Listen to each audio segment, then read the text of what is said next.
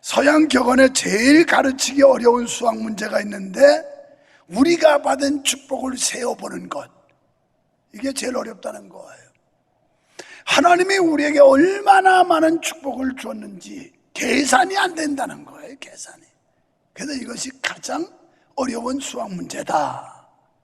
우리가 감사하지 못하는 것은 감사의 조건이 없어서가 아니라 감사하는 생각이 없기 때문에 그렇습니다. 제가 행복한 우리 집이라는 잡지에 실린 글을 소개하면 5년간 암투병을 하다가 하늘나라로 간 문학가 코넬리어스 라이언의 아내가 생전에 남편의 모습을 기록한 글입니다. 남편은 아침마다 일어나면 똑같은 기도를 소리내어 반복하였다. 하나님, 또 하루 좋은 날을 주신 것을 감사합니다라는 일상적인 기도였다. 어느 날 나는 남편에게 암이 걸려서 머지않아 죽을 사람이 하루하루가 무엇이 그토록 좋은 날이냐고 물었다. 그때 남편은 새날을 맞이하는 기쁨을 5가지로 요약해 말했다.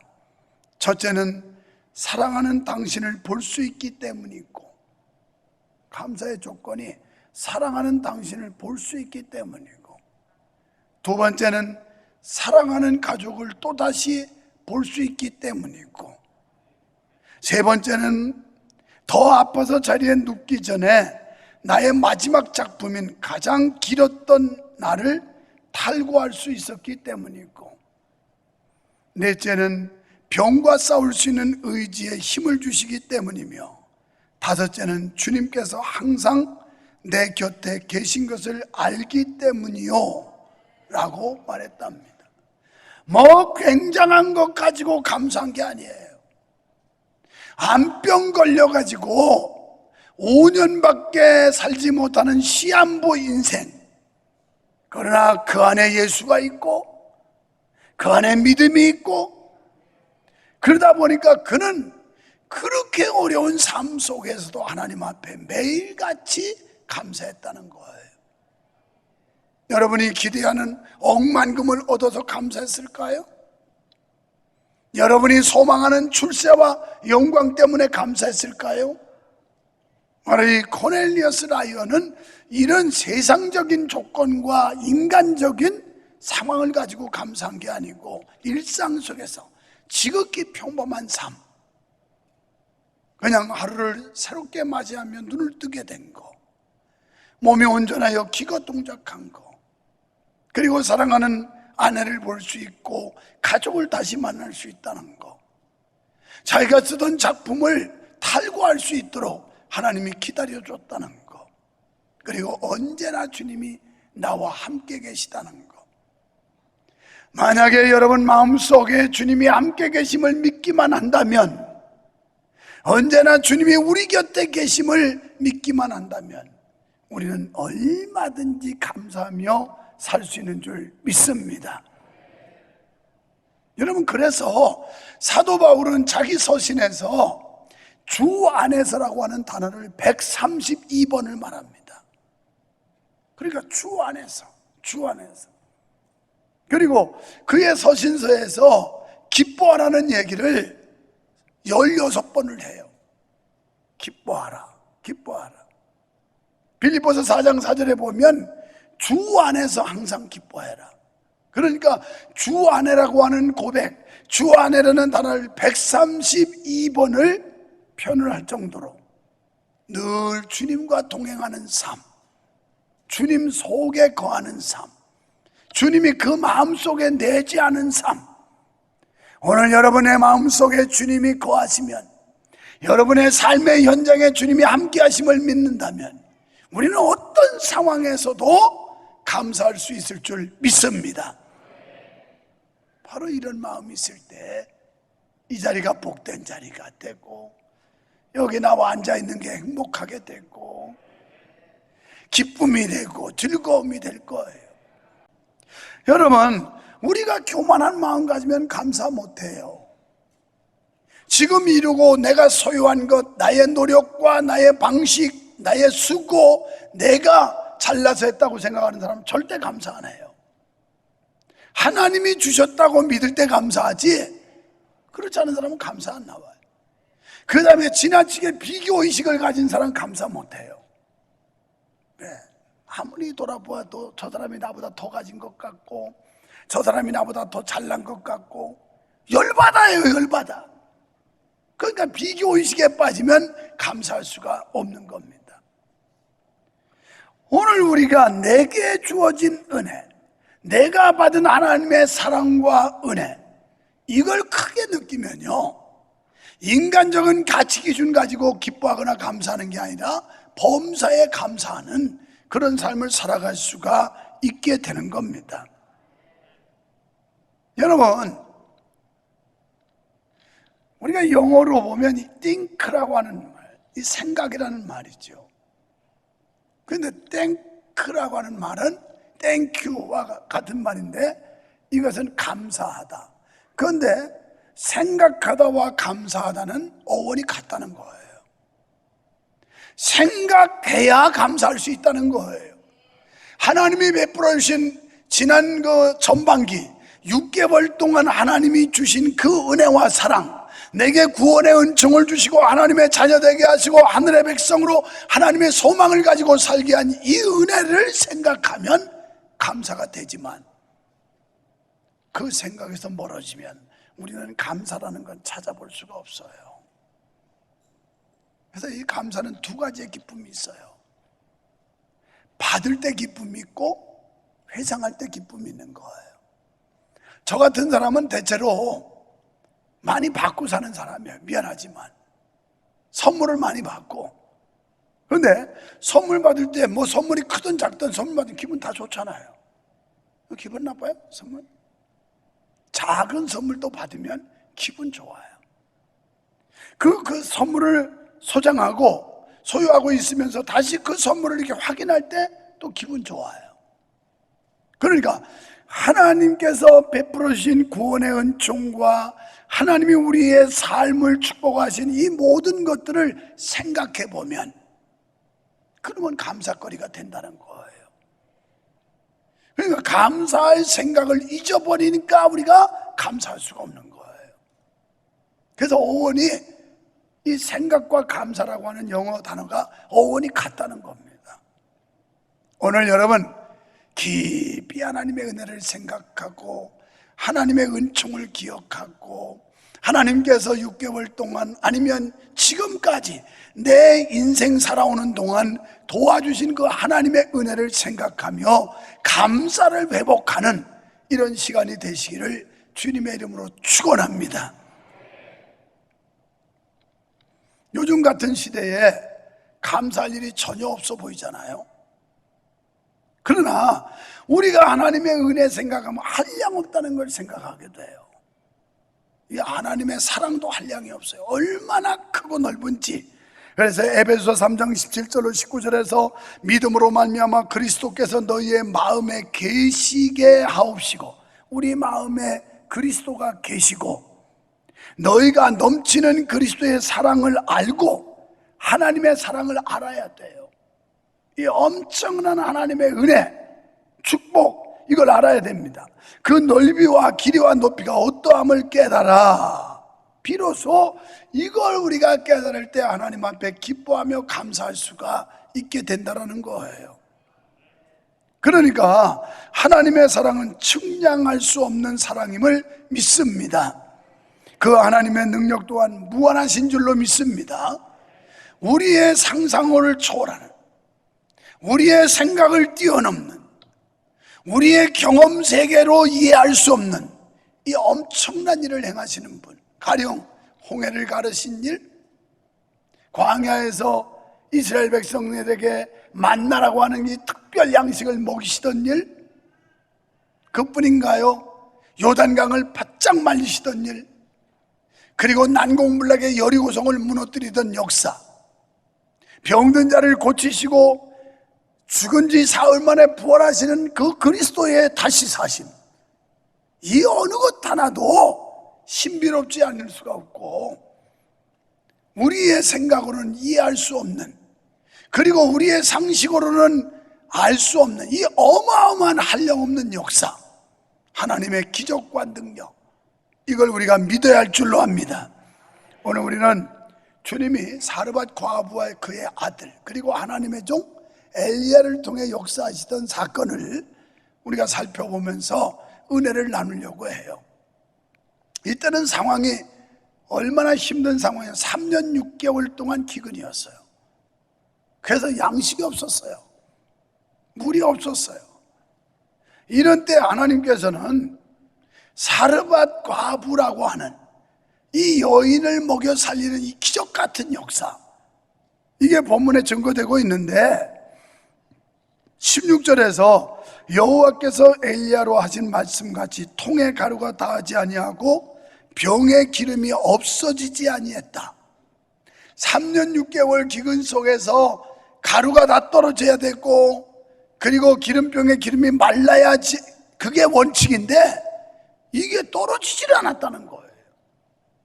기적 같은 삶이죠. 여러분, 영적으로 은혜가 마르지 않는 역사가 있기를 축원합니다. 감사가 마르지 않게 되기를 축원합니다. 소망이 마르지 않는 은혜가 있기를 축원합니다. 영적으로 하나님이 개입하시니까 그렇게 되더라는 거예요. 성경은 하나같이 기적을 다룬 말씀인데 어느 것 하나 기적이 아닌 말씀이 없어요. 여기서 우리는 첫째는 하나님의 주권적 행사에 대해서 말씀을 살펴볼 수 있어요. 자, 이 하나님의 종 엘리야가 처음에는 어디서 생계를 유지했냐면 그릿 시내가예요.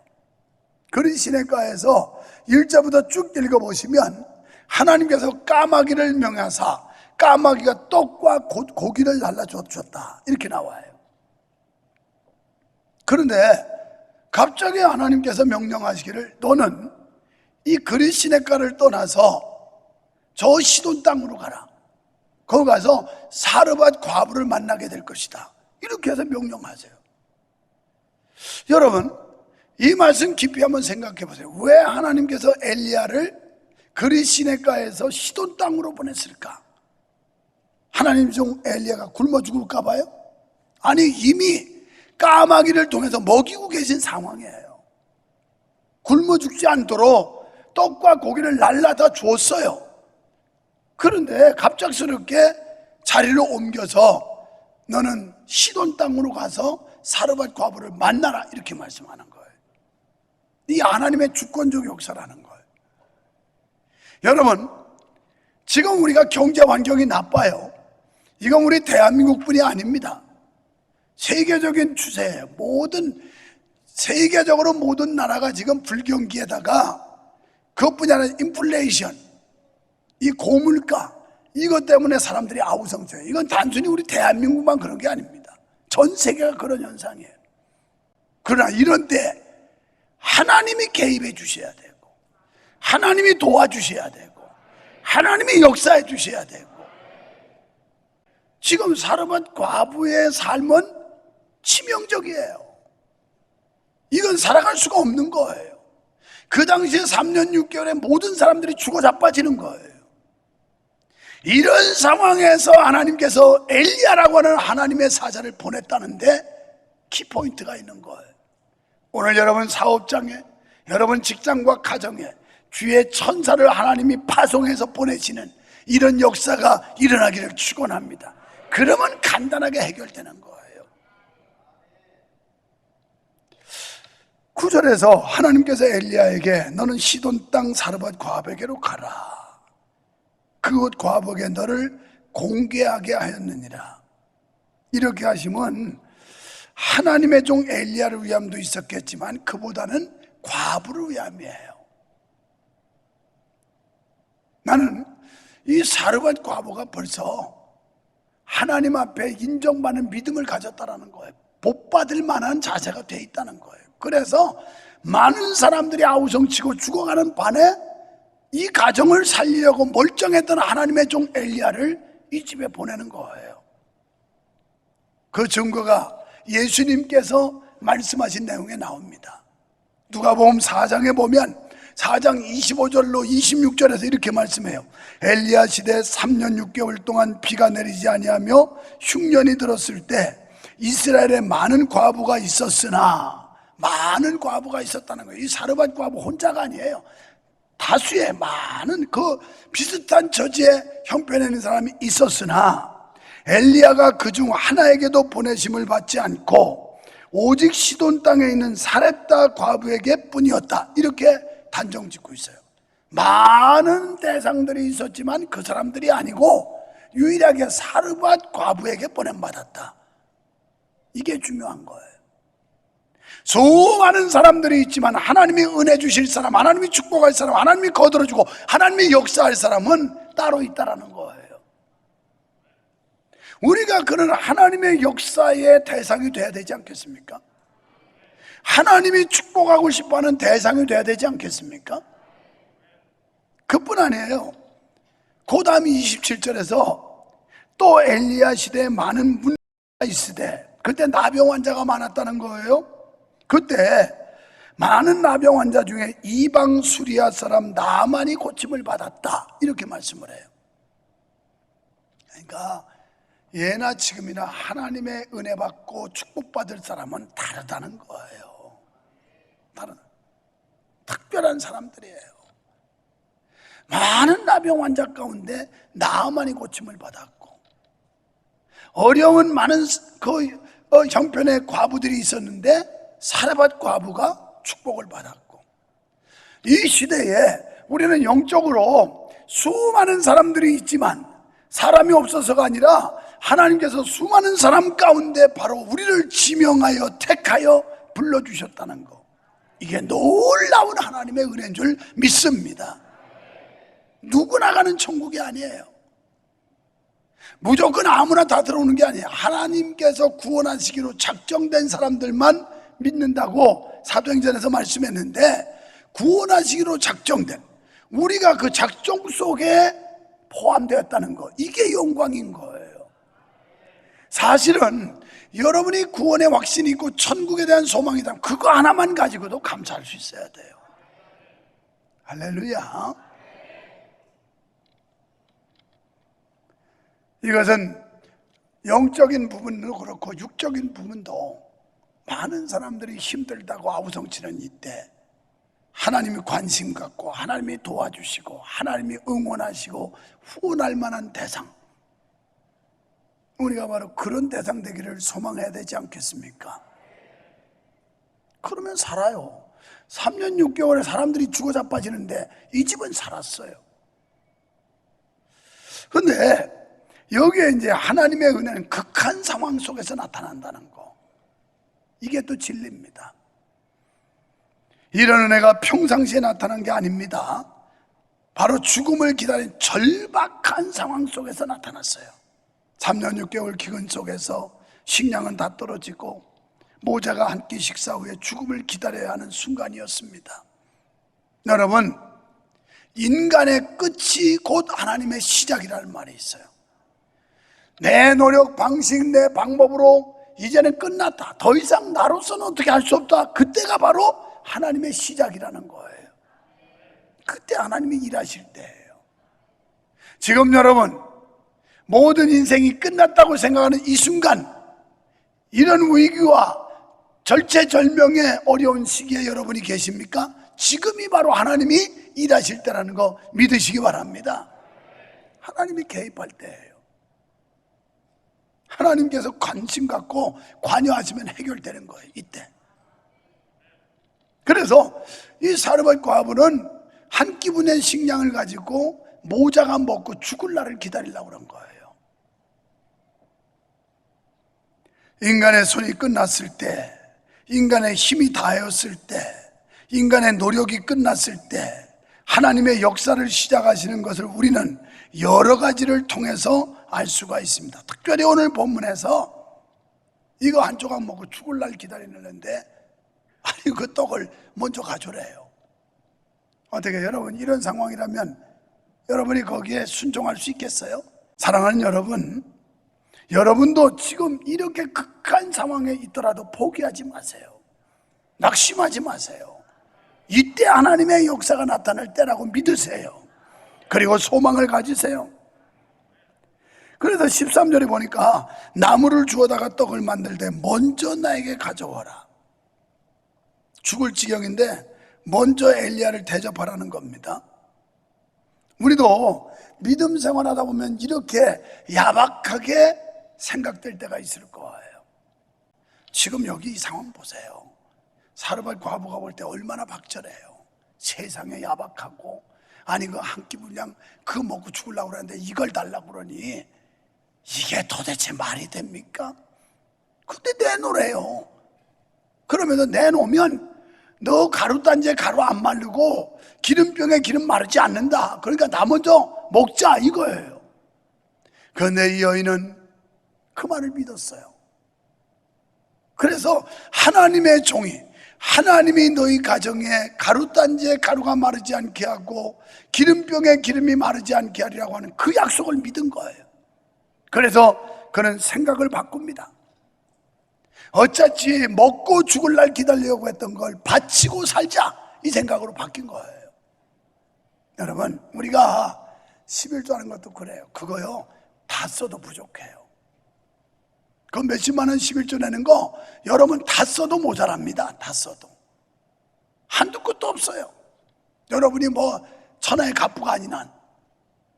그런데 생각을 바꾸면 얼마든지 하나님 앞에 순종하게 감사할 수 있어요.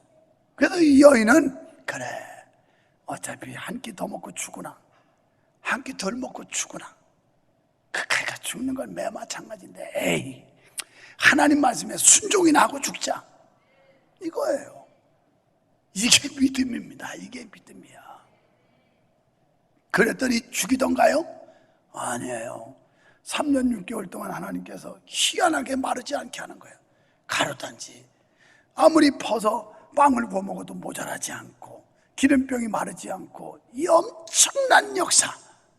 사랑하는 여러분, 지금같이 경제 환경이 나쁠 때일수록 우리의 믿음을 보여야 되고, 하나님이라고 하는 전능자, 저 위에 계신 이 모든 것을 주관하시는 절대자, 이분을 철저히 믿어야 됩니다. 그리고 그분 말씀에 100% 순종해야 합니다. 바로 하나님의 은혜는 순종할 때 임한다는 걸 우리에게 보여주고 있는 거예요. 15절에서 그 여인은 하나님의 음성으로 들었습니다. 엘리야의 말대로 하였더니 이렇게 나와요. 지금 이 여인은 순종을 했더니 하나님의 은혜가 임했고, 14절에서 두려워 말라, 이스라엘 하나님이 땅에 비를 내리실 때까지 가루통의 가루와 기름병의 기름이 마르지 아니하리라. 이런 기적을 맛보시기를 축원합니다. 지금 어려운 환경 속에 살아계신 하나님께서 마르지 않는 축복.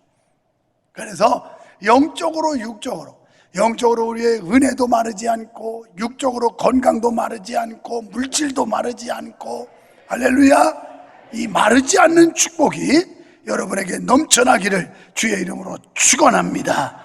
축원합니다. 그러기 위해서는 하나님 제일주의, 하나님 우선순위로 사세요. 매사에 하나님의 영광과 하나님의 뜻과 하나님의 말씀에 우선순위를 정하세요. 그러면 하나님께서 사르밧 과부의 믿음을 보시고 이 환난 날에 그를 도와준 것처럼, 우리가 당하는 이 환난 날에 하나님의 위로하심과 하나님의 도우심과 인도하심과 하나님의 역사하심이 여러분의 삶의 현장에 그대로 일어날 줄로 믿어지시면 아멘 합시다.